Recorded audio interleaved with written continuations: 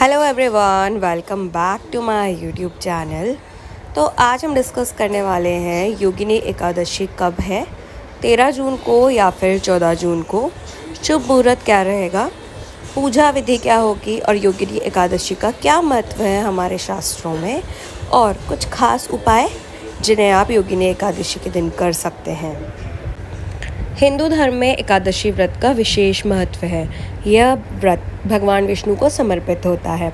मान्यता यह है कि जो व्यक्ति सच्चे मन से इस व्रत को रखकर भगवान विष्णु की आराधना करता है, उसकी सभी मनोकामनाएं पूर्ण होती है। वैदिक पंचांग के अनुसार योगिनी एकादशी का व्रत आषाढ़ मास के कृष्ण पक्ष की एकादशी को रखा जाता है। इस व्रत को करने वाले व्यक्ति को मोक्ष की प्राप्ति होती है। ये एकादशी पापों के प्रायश्चित के लिए विशेष महत्वपूर्ण मानी जाती है। इस दिन श्री हरि भगवान शिव के ध्यान, भजन और कीर्तन से सभी तरह के पापों से मुक्ति मिलती है। योगिनी एकादशी के दिन उपवास रखने और साधना करने से समस्याओं का अंत हो जाता है। तो चलिए फिर जानते हैं कि इस साल यह पर्व किस तिथि को है। एकादशी तिथि की शुरुआत 13 जून मंगलवार सुबह 9:28 पर हो रही है और समापन अगले दिन 14 जून को सुबह 8:48 पर होगा। तो उदया तिथि के अनुसार जो हमारी योगिनी एकादशी का व्रत रखा जाएगा वो 14 जून को रखा जाएगा और इसका पारण 15 जून यानी गुरुवार को सुबह द्वादशी तिथि के दिन होगा। 5:22 से लेकर 8:10 तक आप इसका पारण कर सकते हैं। साथ ही आपको बता दूं कि 14 जून को योगिनी एकादशी अश्विनी नक्षत्र में होगी। साथ ही अश्विनी नक्षत्र वाणी से संबंधित है और भगवान विष्णु की वाणी सबसे उत्तम वाणी बताई गई है, इसलिए योगिनी एकादशी का महत्व इस साल ज़्यादा होगा। अब हम जान लेते हैं पूजा विधि। तो योगिनी एकादशी व्रत के दिन सुबह स्नान के बाद पीले वस्त्र धारण करें, पूजा घर की साफ सफाई करें, फिर हाथ में अक्षत, जल और फूल लेकर योगिनी एकादशी व्रत और पूजा का संकल्प लें। पूजा के शुभ मुहूर्त में भगवान विष्णु की मूर्ति या तस्वीर जो भी आपके पास हो उसको एक चौकी पर स्थापित करें। पंचामृत से स्नान कराकर भगवान श्री विष्णु का श्रृंगार करें। उनको वस्त्र, पीले फूल, फल, माला, चंदन, धूप दीप, अक्षत, शक्कर, हल्दी, तुलसी के पत्ते, पान का पत्ता, सुपारी आदि अर्पित करें।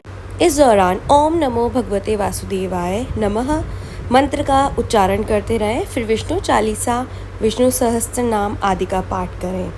इस दिन योगिनी एकादशी व्रत कथा अवश्य सुने या पढ़ें। इसके बाद घी के दीपक या कपूर से भगवान विष्णु की विधि पूर्वक आरती करें। विष्णु जी से अपनी मनोकामना पूर्ति की प्रार्थना करें। इसके बाद दिन भर फलाहार पर व्यतीत करें। शाम के समय पुनः स्नान के बाद विष्णु जी की आरती करें और फिर अगले दिन सूर्य के उदय होने के बाद योगिनी एकादशी व्रत का पारण शुभ समय में करें। मान्यता के अनुसार इन नियमों का विधि पूर्वक पालन करने से आप पर भगवान विष्णु की कृपा होगी। तो चलिए अब हम जान लेते हैं कुछ उपाय। तो सबसे पहला उपाय है कि योगिनी एकादशी के दिन आप विष्णु जी के सामने घी का दीपक जलाएं। साथ ही भगवान को बेसन के लड्डू का भोग भी लगाएं। भोग लगाने के कुछ देर बाद उन लड्डुओं को प्रसाद के रूप में सबको बांट दें और थोड़ा सा प्रसाद स्वयं भी ग्रहण करें। योगिनी एकादशी के दिन ऐसा करने से आपके बिजनेस में मुनाफा ही मुनाफा होगा। दूसरा आप कर सकते हैं अपने करियर की बेहतरी के लिए, या फिर आप एक ऊंचे मुकाम तक जाना चाहते हैं लेकिन पहुंच नहीं पा रहे हैं, उसमें कुछ अड़चनें आ रही हैं, तो आप ये उपाय कर सकते हैं। योगिनी एकादशी के दिन भगवान विष्णु को माखन मिश्री का भोग लगाएं और श्री विष्णु की मूर्ति या तस्वीर के आगे बैठकर इस मंत्रमाला का 108 बार जाप करें। ओम नमो भगवते नारायणाय।